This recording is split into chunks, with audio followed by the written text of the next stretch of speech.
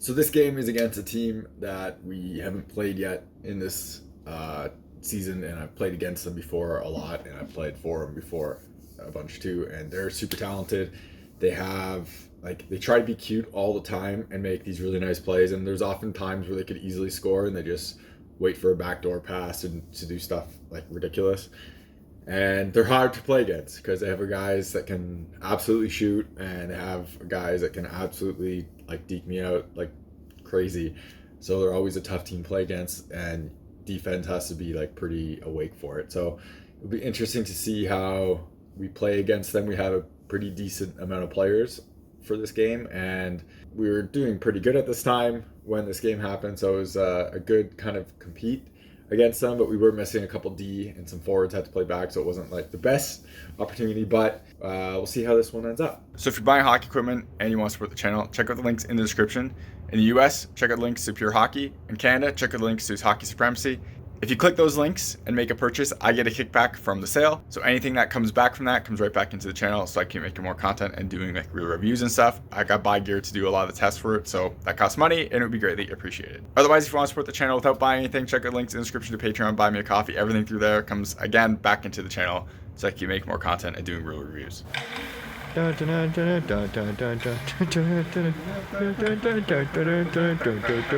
Y'all ready for this?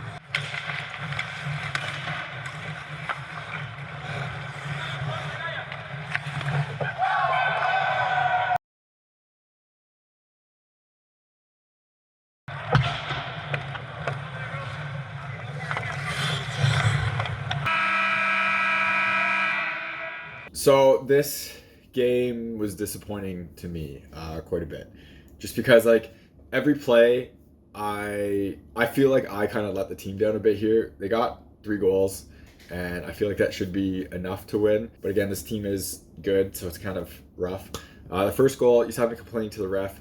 I thought, well, the guy does. Their player comes by and just takes my stick out. I'm in the crease. My stick's outside the crease, but it's not like it's way out there, and the dude just takes my stick out and pulls me behind the net.